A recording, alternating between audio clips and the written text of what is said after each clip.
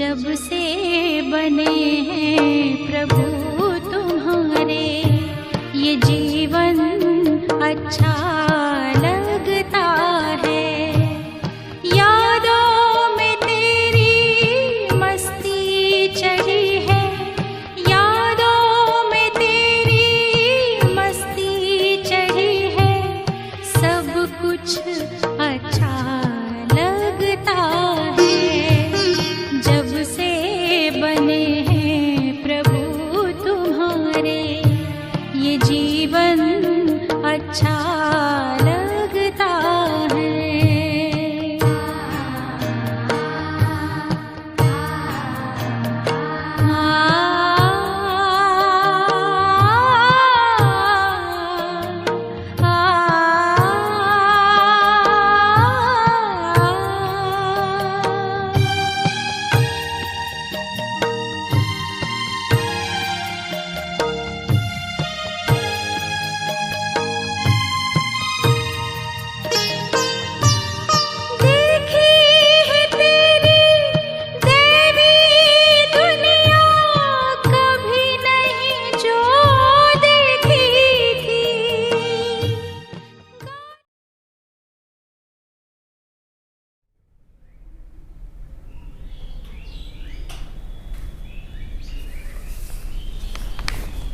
ओम शांति।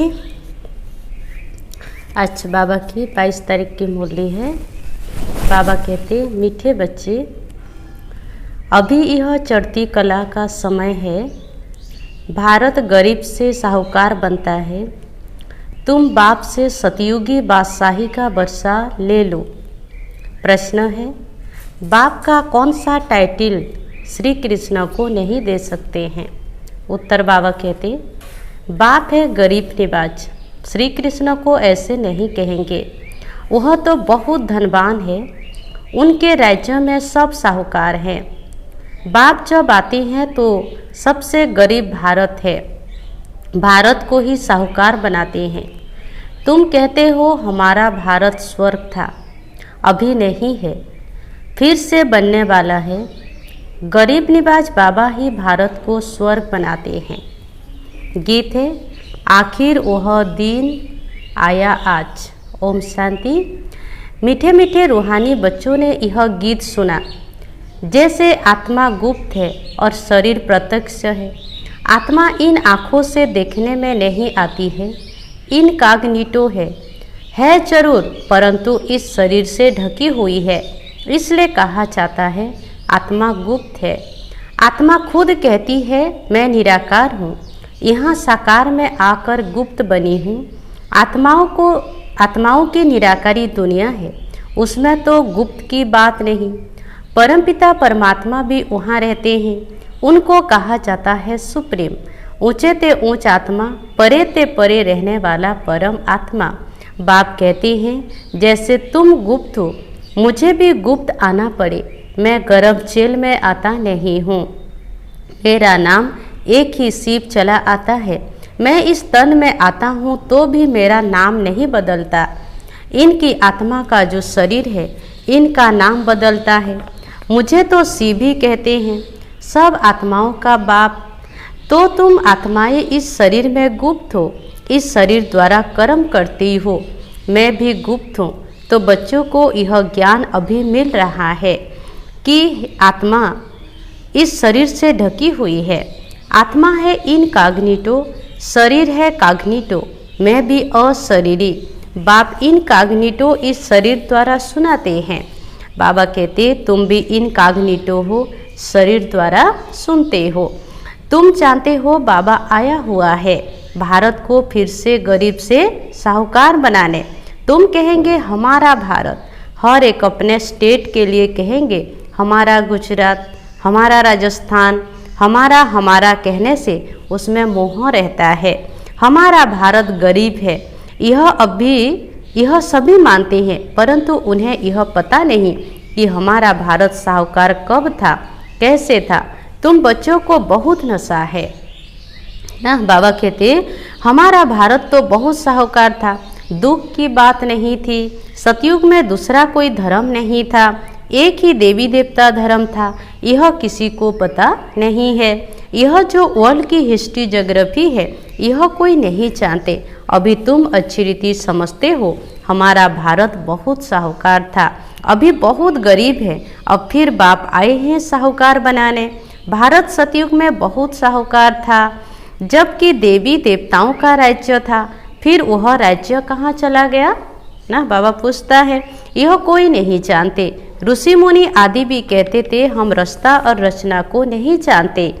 बाप कहते हैं सतयुग में भी देवी देवताओं को रास्ता और रचना के आदि मध्य अंत का ज्ञान नहीं था। अगर उन्हों को भी ज्ञान हो कि हम सीढ़ी उतरते कलयुग में चले आएंगे तो बाबा कहते बादशाही का सुख भी न रहे, चिंता लग जाए। अभी तुमको चिंता लगी हुई है। हम सतो प्रधान थे, फिर हम सतो प्रधान कैसे बने? हम आत्माएं जो निराकारी दुनिया में रहती थी, बाबा कहते वहाँ से फिर कैसे सुखधाम में आए, यह भी ज्ञान है ना। बाबा कहते हम अभी चढ़ती कला में हैं।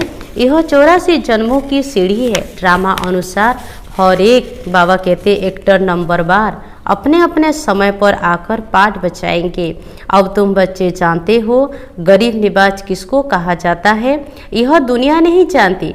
गीत में भी सुना, आखिर वह दिन आया आज जिस दिन का रास्ता तकते थे।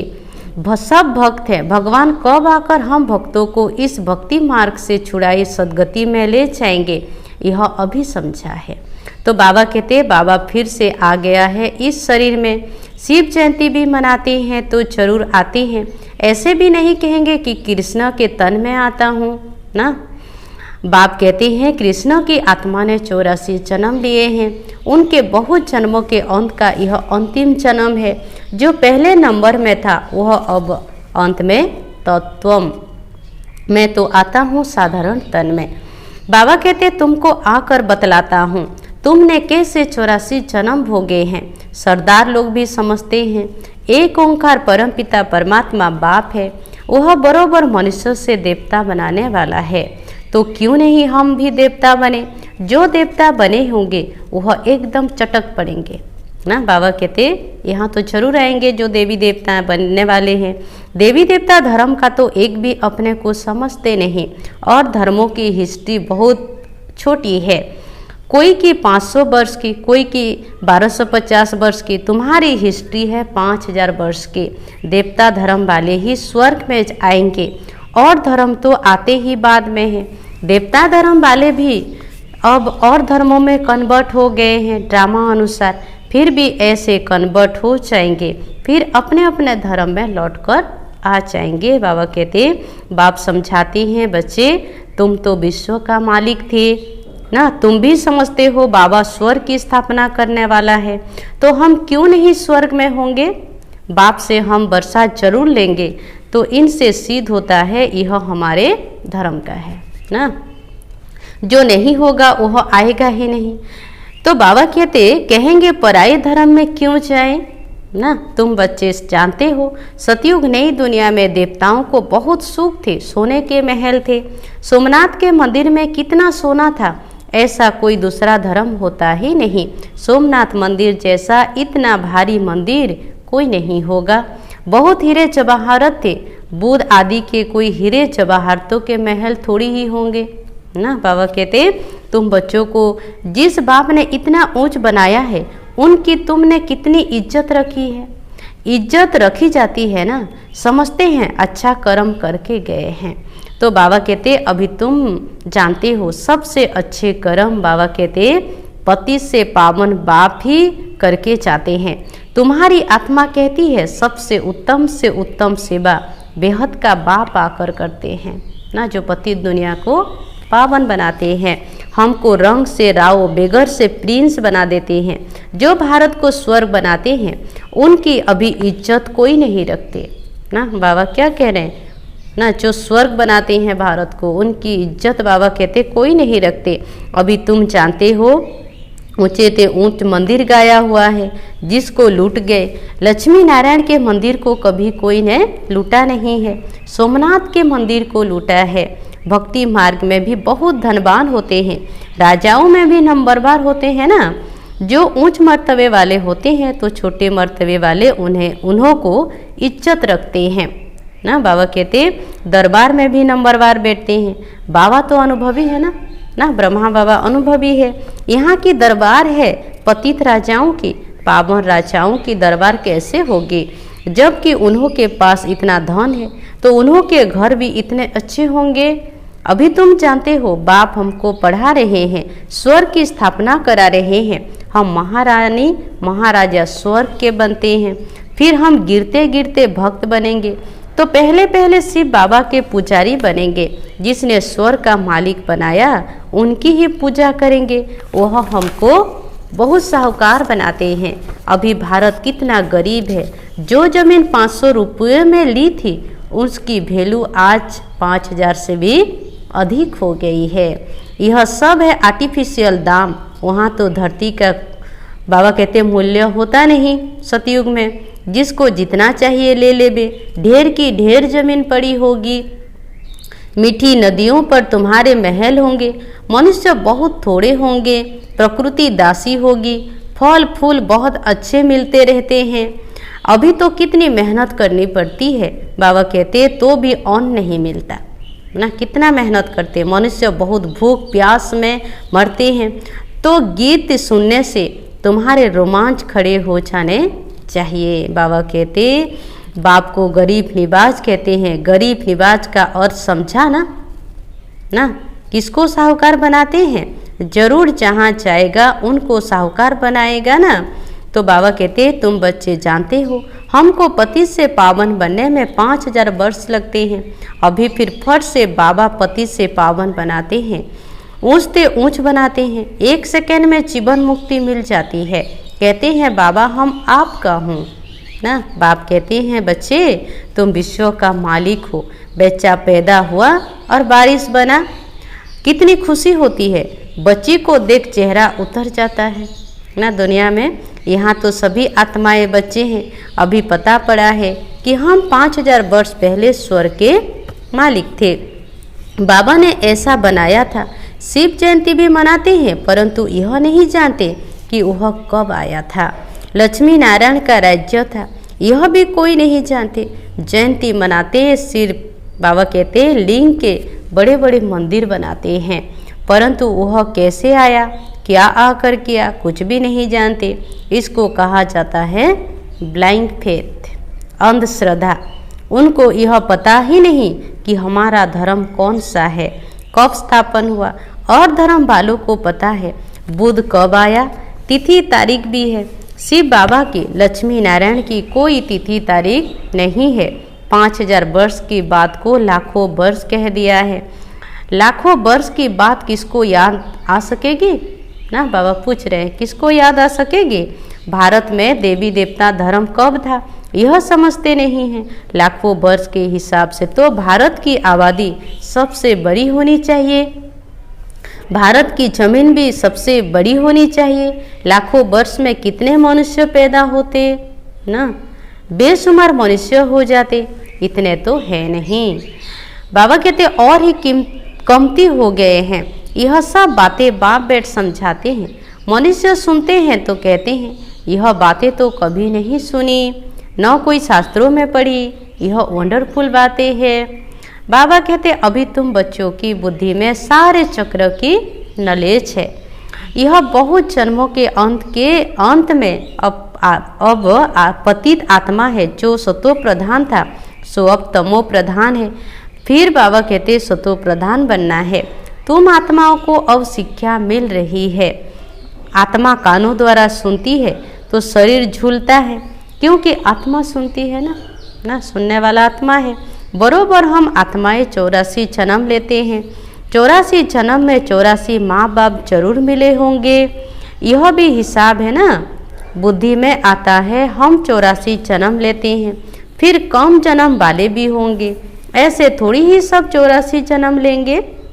बाप बैठ समझाते हैं शास्त्रों में क्या क्या लिख दिया है तुम्हारे लिए। तो फिर भी 84 जन्म कहते, मेरे लिए तो अनगिनत।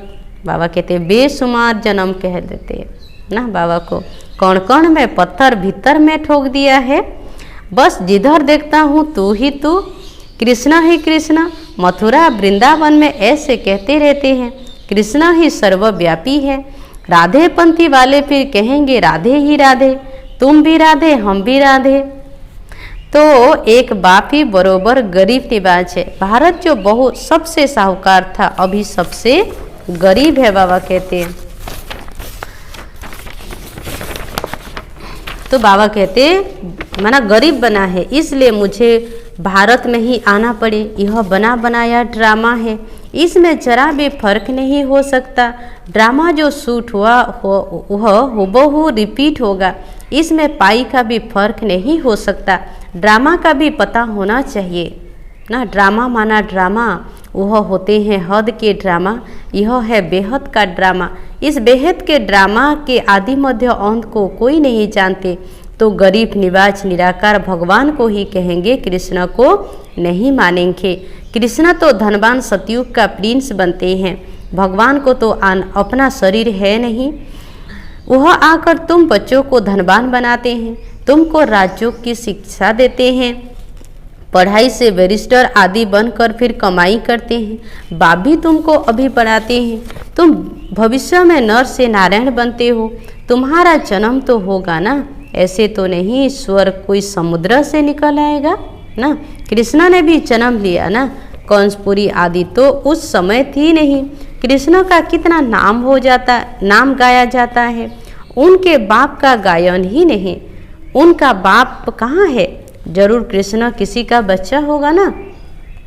कृष्ण जब जन्म लेते हैं तब थोड़े बहुत पतित भी रहते हैं। तो बाबा कहते जब वह बिल्कुल ख़त्म हो जाते हैं तब वह गद्दी पर बैठते हैं, अपना राज्य ले लेते हैं। तब से ही उनका संवत शुरू होता है। लक्ष्मी नारायण से ही संवत शुरू होता है।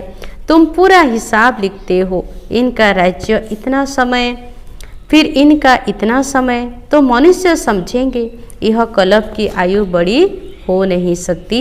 5000 वर्ष का पूरा हिसाब है।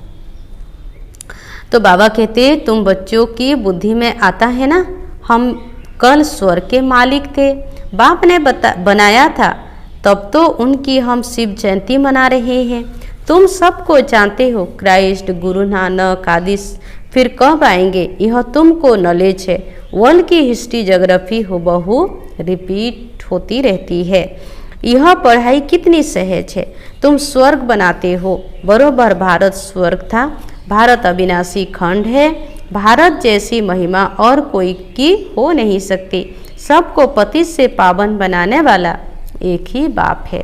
अच्छा, मीठे मीठे सिकिलधे बच्चों प्रति माता पिता बाप दादा का याद प्यार और गुड मॉर्निंग। हम रूहानी बच्चों की रूहानी बाप को नमस्ते नमस्ते, ओम शांति ओम शांति। धारणा के लिए मुख्य सार। पहला नंबर, ड्रामा के आदि मध्य अंत का ज्ञान बुद्धि में रखते हुए सब चिंताएं छोड़ देनी है। एक सतो प्रधान बनने की चिंता करनी है। दूसरा, गरीब निवाज बाबा भारत को गरीब से साहूकार बनाने आया है, उनका पूरा पूरा मददगार बनना है। अपनी नई दुनिया को याद कर सदा खुशी में रहना है।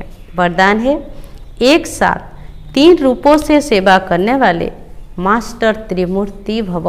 विस्तार, जैसे बाप सदा 3 स्वरूपों से सेवा पर उपस्थित हैं, बाप, शिक्षक और सतगुरु, ऐसे आप बच्चे भी हर सेकंड मन, वाणी और कर्म तीनों द्वारा साथ साथ सर्विस करो। तब कहेंगे मास्टर त्रिमूर्ति। मास्टर त्रिमूर्ति बन जो हर सेकंड तीनों रूपों से सेवा पर उपस्थित रहते हैं, वही विश्व कल्याण कर सकेंगे। क्योंकि इतने बड़े विश्व का कल्याण करने के लिए जब एक ही समय पर तीनों रूप से सेवा हो तब यह सेवा का कार्य समाप्त हो।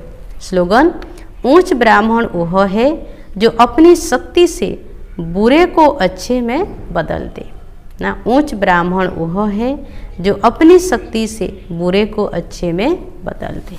ओम शांति।